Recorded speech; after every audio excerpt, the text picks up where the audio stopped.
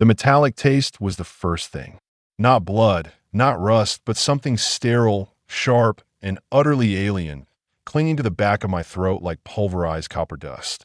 I jolted awake, slamming my head against the passenger window of my old Ford pickup, the pain momentarily eclipsing the sheer, blinding panic that had seized me. The engine was cold, completely silent, and the clock on the dash glared 4:17 a.m. I had left the general store in St. Johnsbury around 10:30 p.m. 400 miles west, in rural Vermont, under a sky that looked too vast and too black for July. 4 hours were gone. Vanished. I was parked sideways, slightly off the gravel logging path that led back to my cabin, and the key was still in the ignition, turned to the on position, but the battery was drained dead. My hand was shaking so violently I couldn't steady them to check my watch. But the air, that was the second, more terrifying realization. The air was frigid, impossibly cold for a midsummer night. It felt like late November, a bitter, bone-deep chill that suggested I hadn't just been sitting there for 4 hours. I had been somewhere else entirely, somewhere outside the natural rhythm of the season.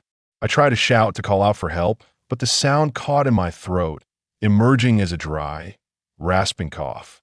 My skin felt tight, almost brittle, as if I had been peeled and re-wrapped in saran wrap. Every muscle screamed with a deep, systemic fatigue, yet my mind was racing, cycling through impossible scenarios. Did I black out? Did I run out of gas and wander into the woods? I checked the fuel gauge, full. I checked the cab, my rifle still locked in its rack, untouched. But the truck wasn't just cold. It felt chemically sanitized. The dust and grit that usually coated the dashboard of a working man's truck were gone, replaced by a dull, clinical sheen. And then I saw it, reflecting faintly in the moonlight on the vinyl seat beside me. 3 parallel, perfectly equidistant lines pressed into the fabric. They looked like scratch marks, but they were too clean, too deliberate, carved with the precision of a surgical instrument. I touched my neck, tracing the skin just behind my left ear, and felt a tiny, raised bump, hard and painful beneath the skin, like a grain of rice pressed under the epidermis. A wave of nausea hit me so fiercely I nearly passed out right there in the cab. This wasn't a drunk drive or a blackout or a simple case of fatigue. Something enormous, something terrible had happened to me in those missing hours, and the silence of the Vermont forest was deafeningly complicit. I scrambled out of the truck, ignoring the searing pain shooting through my lower back, and stared up at the impossible black sky, convinced that whatever had taken me was still hovering just above the tree line, watching me try to piece together the shredded remnants of Elias Thorne's reality.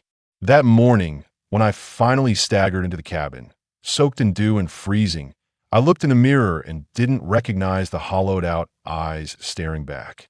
They held a knowledge I desperately wished to forget, a secret that felt too heavy to carry alone, especially knowing that whoever was responsible for those lost hours likely moved with impunity beneath the radar of human comprehension.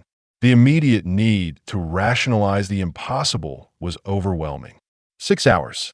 6 hours of absolute void, punctuated only by a paralyzing chill and a phantom metallic taste.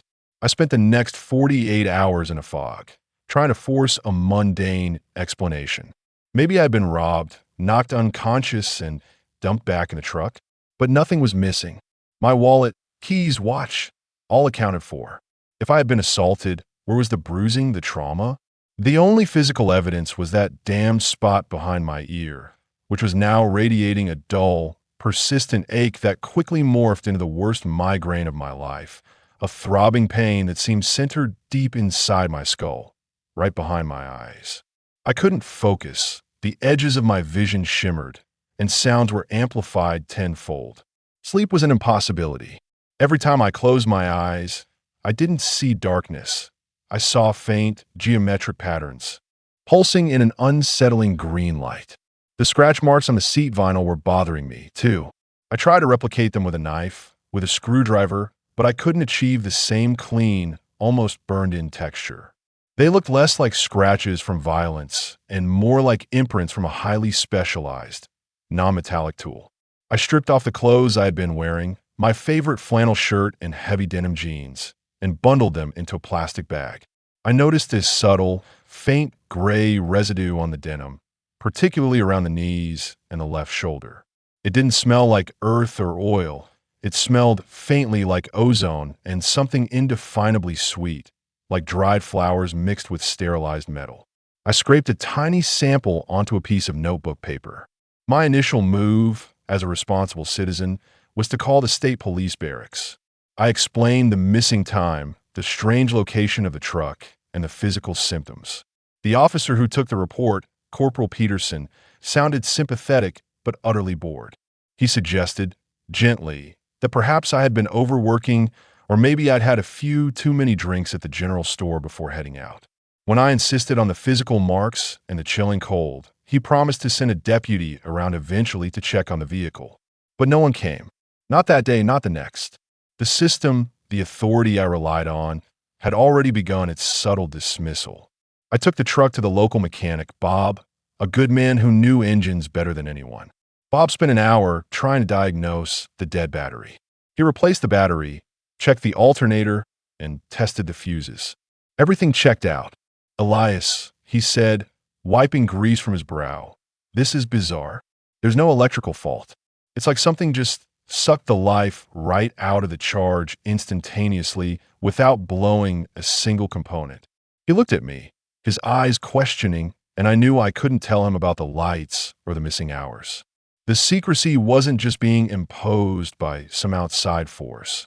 I was already internalizing it, protecting myself from the inevitable skepticism.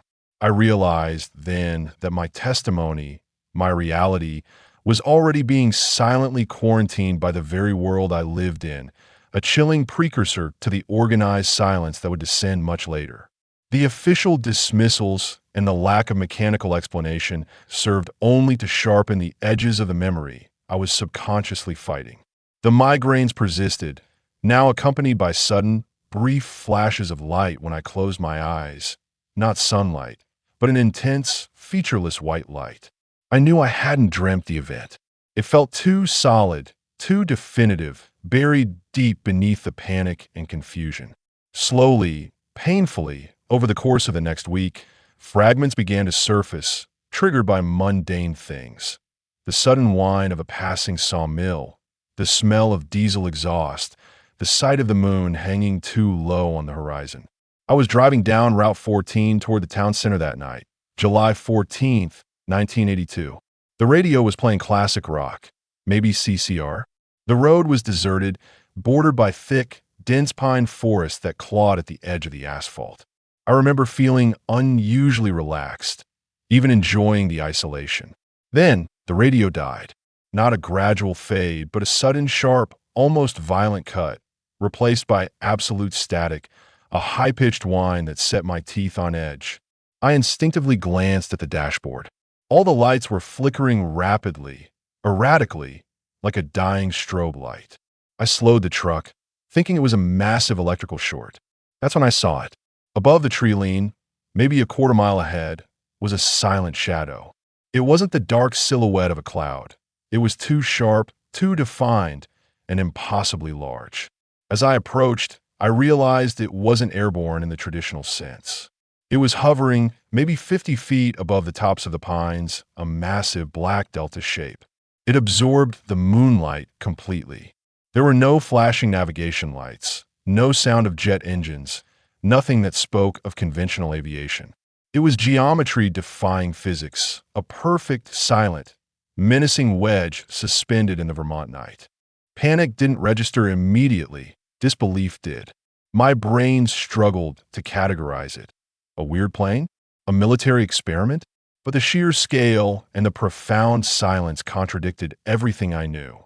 I stopped the truck entirely, killed the headlights, and just stared transfixed. The air temperature seemed to drop instantly, plunging to that frigid temperature I experienced upon waking. Then, from the underside of the craft, a slow, low, throbbing crimson light began to pulse. It didn't illuminate the trees beneath it. It seemed to contain the light, focusing it into a massive, concentrated beam aimed directly at my truck.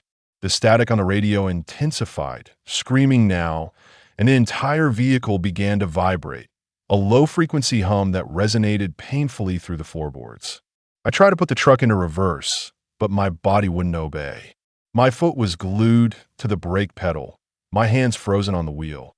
I was paralyzed, wide awake, lucidly aware, but completely unable to move a single muscle, watching that brilliant crimson light expand toward me, swallowing the road, the trees, and finally my truck in a wave of blinding, suffocating intensity that wiped away all sensory input, leaving nothing but the terror of knowing I was utterly, irrevocably trapped.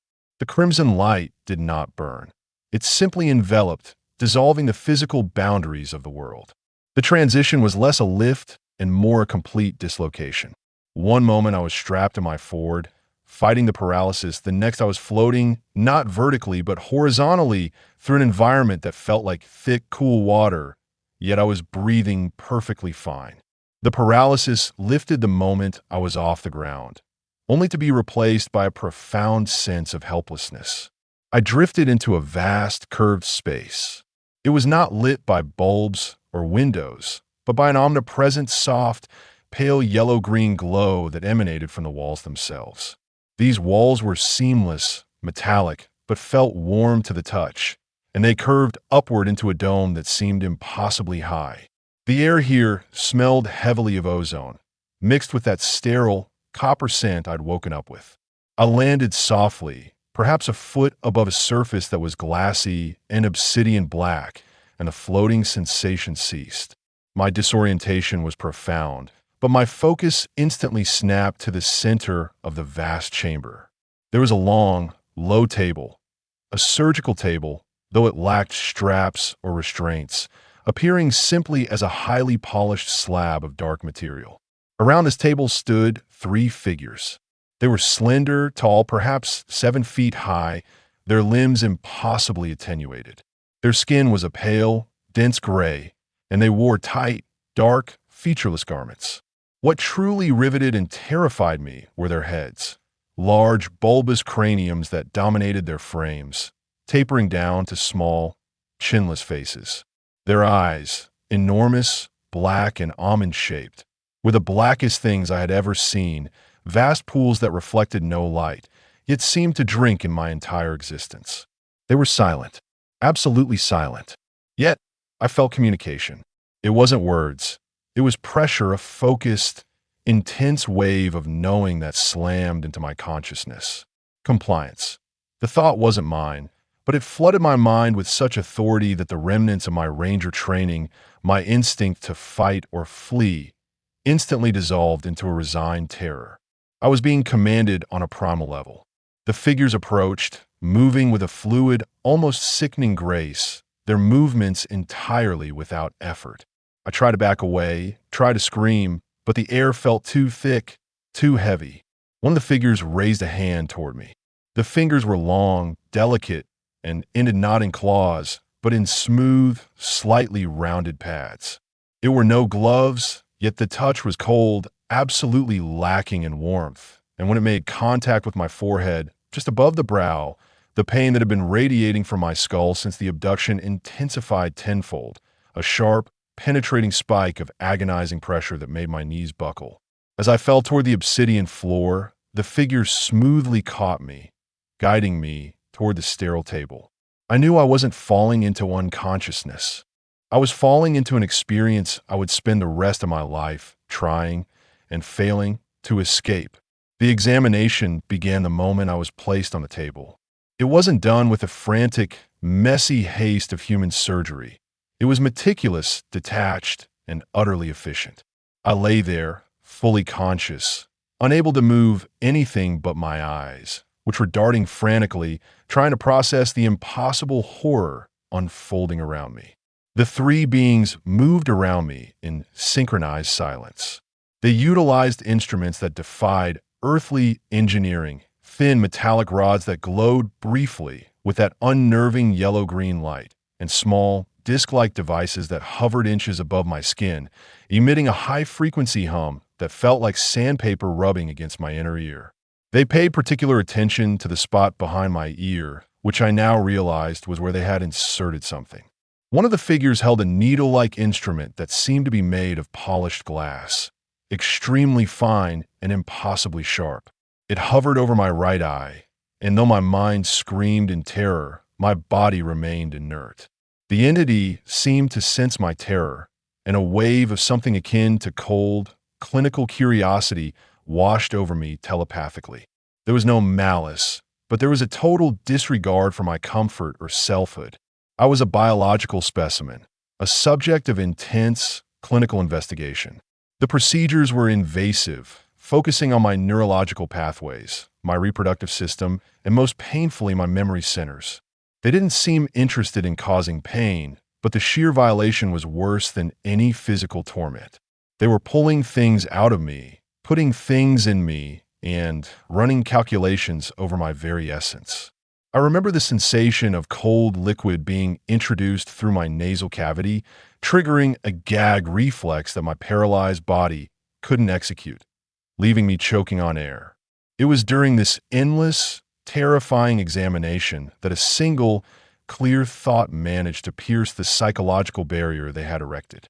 I realized that humanity was not alone, but that our existence was, to these beings, entirely secondary. We were livestock, data points, specimens. This realization was far more destabilizing than the fear of physical injury. It shattered the comfortable cosmology of my 1982 world. At one point, one of the beings paused, tilting its large head, and focused those terrifying black eyes directly into mine. I felt a probe deep in my mind, searching, accessing, cataloging the names of my parents, my address, my job, my entire history, all in milliseconds. It was the most profound invasion of privacy imaginable. And this brings us to the core mystery of the abduction phenomenon. Why silence me? Why risk detection to perform these procedures, only to deny the reality of the encounter?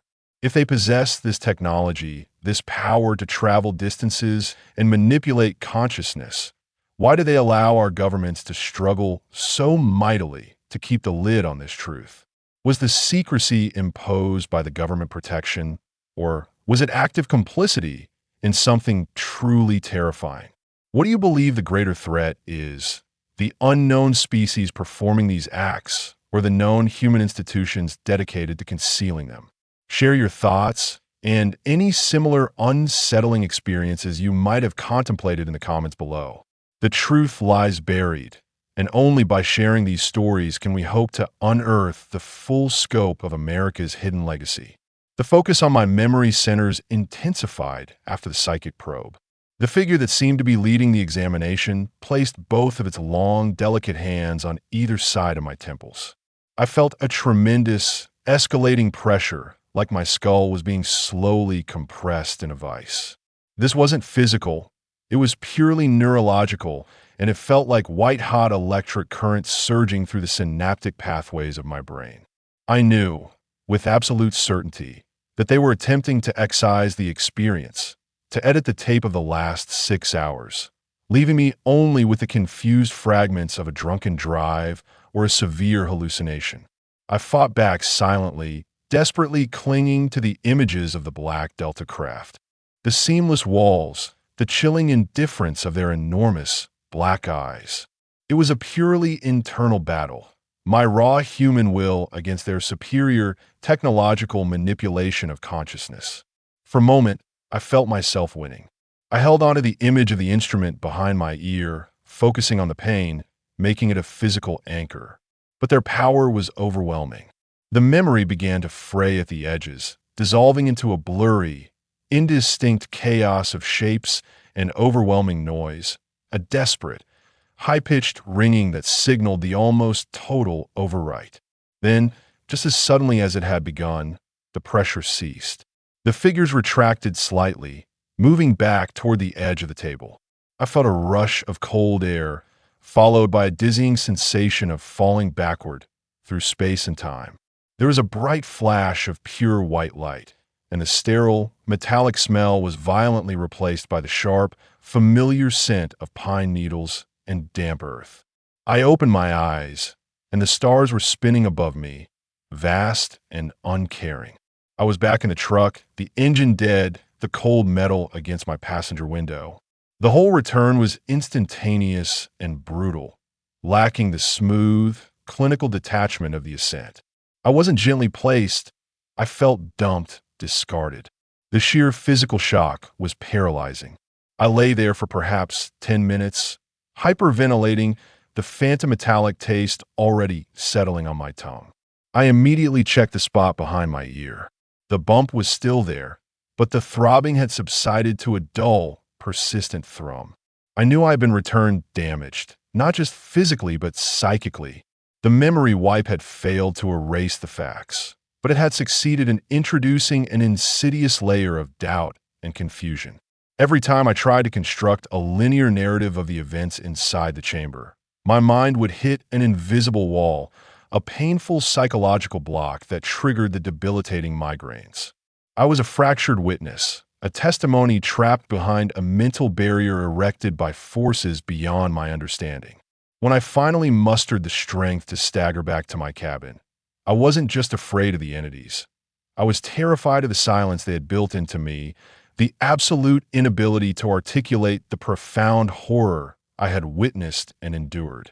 It was a secret weapon of psychological warfare, the inability to share the truth, rendering the victim completely alone in their terror, a perfect preparation for the official, orchestrated silence that was soon to follow.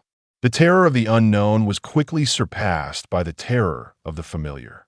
2 days after my attempted report to Corporal Peterson, a report that went nowhere, filed under probable hallucination, they arrived. 2 men, not uniformed police, not military, but utterly unremarkable in their presentation, which made them terrifyingly effective. They drove an unmarked dark blue sedan that looked government issue, too clean for rural Vermont roads, and they pulled up to my cabin around noon, just as I was trying to force down some lukewarm coffee. They wore cheap, dark suits, the kind that suggest mid-level bureaucracy, and carried identical black briefcases. One was tall, gaunt, with sandy hair and pale, expressionless eyes. I'll call him Smith. The other was shorter, heavier set, with a thick, distracting mustache, Jones. They didn't knock.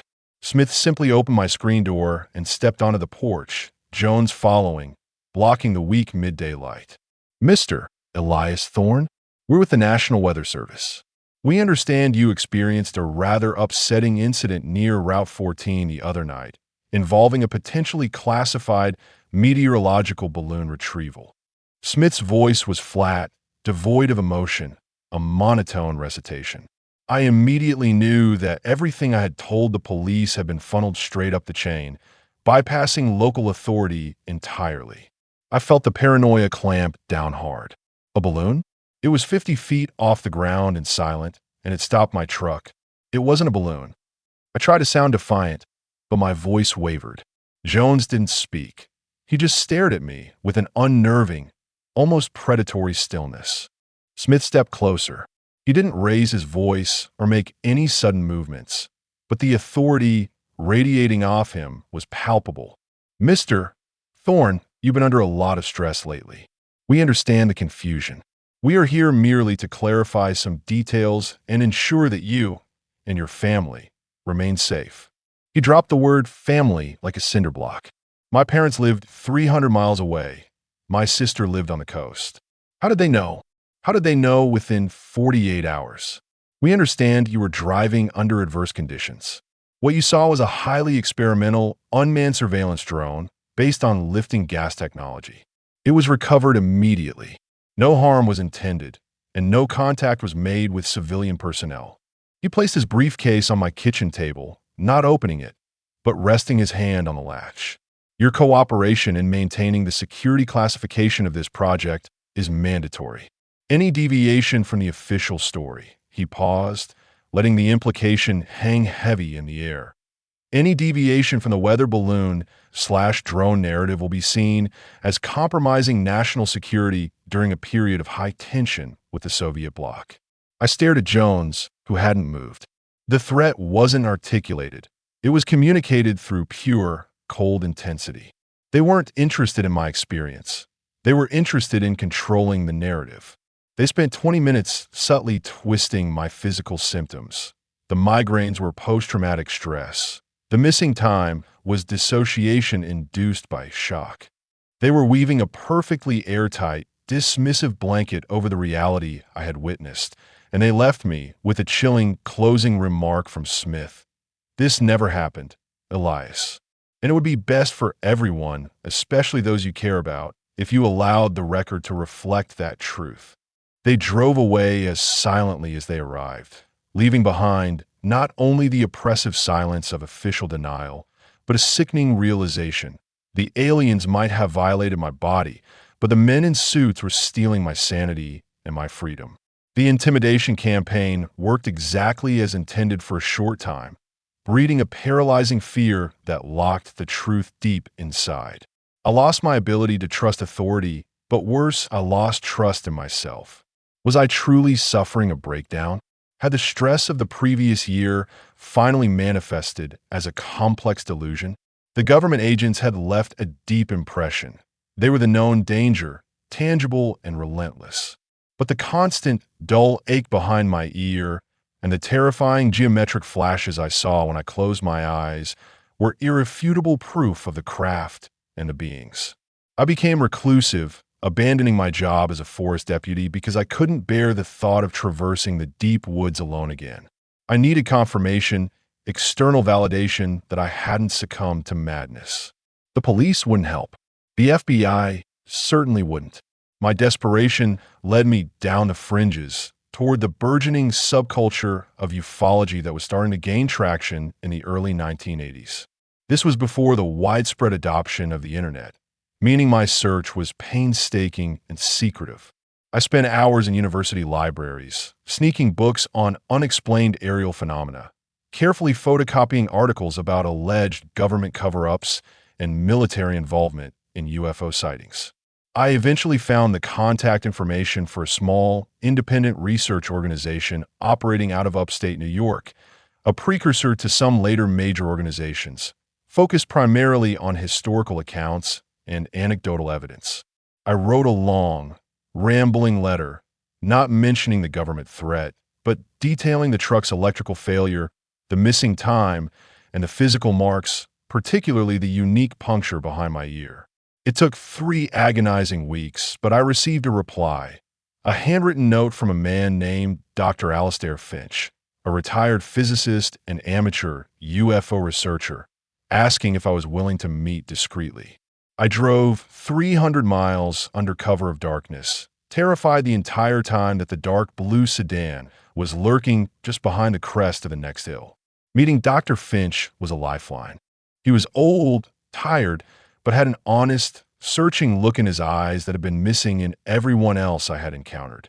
He listened patiently for over 4 hours in a dimly lit diner booth, ordering 3 cups of coffee and taking detailed notes. When I finished, recounting the geometric chamber and the black-eyed beings, he didn't call me crazy. He nodded slowly. "Elias," he said quietly, "you're not the first person from Vermont or New Hampshire to report missing time and specific cranial intrusions in the last decade. But you're one of the few who has managed to remember this much, and one of the only ones to speak of the immediate, specific government intervention. They move fast when the psychological footprint is too large." He confirmed my worst suspicions. The bump behind my ear was consistent with what were being called implants by other researchers, a device used potentially for tracking or neurological interference. The search for truth had just turned into a highly dangerous collaboration, confirming that the secrecy wasn't just local denial. It was a well-funded, coordinated national effort. Dr. Finch's validation gave me the necessary courage, but it also painted a clear target on my back. He advised me to go completely dark, change my routine, and to never speak about the encounter on the phone. For 3 months, I followed his advice, but the silence became another form of imprisonment. The memories, fractured though they were, started to coalesce, no longer as fleeting flashes, but as terrifying, vivid nightmares. The feeling of being completely dissected under those cold, black eyes returned every night, leading to debilitating insomnia. I knew the physical evidence was the key: the residue on my jeans, the marks on the seat, the implant. Finch urged caution, but I was desperate for something concrete to throw at the wall of official denial. I decided to try and find another witness in the area of the encounter. I returned repeatedly to the stretch of Route 14, driving slowly, talking to the few residents scattered along the logging paths under the guise of looking for stray livestock. Most were wary, shutting their doors, refusing to engage with a strange man asking questions about lights in the sky. But finally, I found a break. About a mile and a half down the road from where my truck was found, lived an elderly dairy farmer named Silas, a man known for his grumpy disposition and strict adherence to routine. After 4 weeks of trying, I caught him repairing a fence post. I didn't mention my own abduction immediately. I simply asked if he remembered anything unusual the night of July 14th. Silas spat a stream of tobacco juice onto the ground. Unusual? Everything in this valley is unusual, Elias. But that night was wrong. My heart hammered against my ribs. Wrong how, Silas? He squinted up at the sky. Sound, or the lack of it. Around 10:30, 11, the dogs went silent.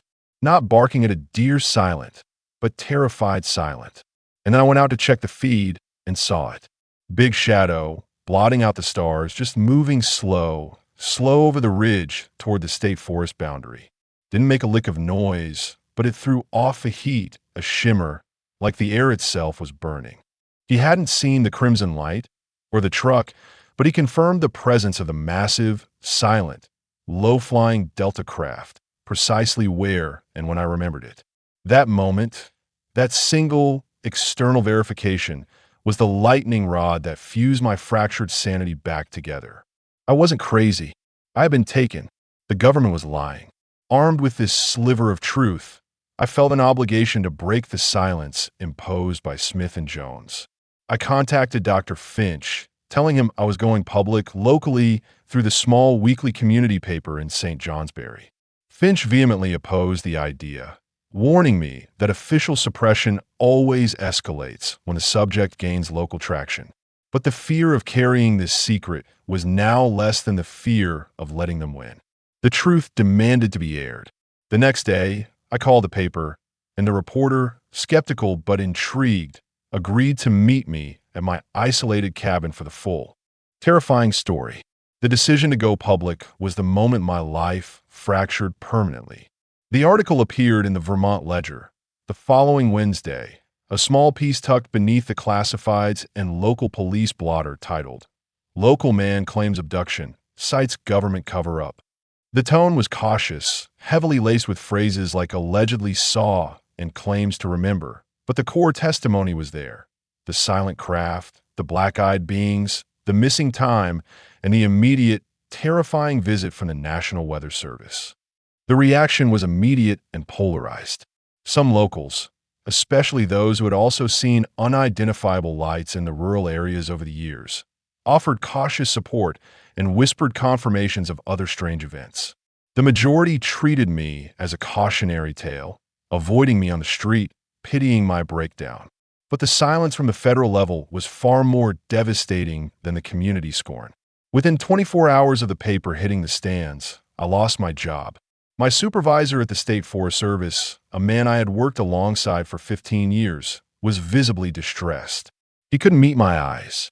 "Elias, corporate has decided that in light of recent reports, your current temperament is incompatible with carrying a firearm and the required duties." He had clearly been leaned on heavily. Later that afternoon, the blue sedan returned. This time, it wasn't Smith and Jones. It was 3 different men, larger, sterner, dressed in generic black windbreakers over tactical pants. Less bureaucratic, more operational. They didn't come to my door. They parked 50 yards away and watched my cabin silently for 4 hours. When I tried to leave, their car moved just enough to block my driveway. It was pure, low-level harassment designed to instill debilitating anxiety. They didn't need to speak this time. Their presence alone was the threat. That night, I discovered my phone line had been cut. I drove into town, used a payphone to call Dr. Finch, and relayed the escalation. Finch was gravely concerned. Elias, they're not just trying to discredit you now. They're trying to isolate you entirely. You need to leave the cabin. Now. The next morning, I found small signs of deeper intrusion. The latch on my shed was broken, though nothing was missing. The plastic bag containing my clothes from the abduction night, the clothes with the gray residue, was gone. They hadn't come for me. They had come for the physical evidence I had foolishly left unguarded. The terrifying thought hit me. They weren't trying to silence my story. They were trying to erase the proof that my story was true. I realized that my desperate move to expose the truth had merely confirmed to the suppressors that I was a genuine threat, shifting their strategy from psychological manipulation to active containment. I packed a small bag, grabbed my rifle, and left the cabin, driving east into New Hampshire, leaving everything I owned behind. I became a ghost in my own life, hunted not by the original perpetrators of the abduction, but by the protectors of the secret, men whose faces were just as cold and expressionless as the entities I had encountered in the sterile light of the alien chamber, proving that the conspiracy to conceal the truth was just as terrifying as the truth itself.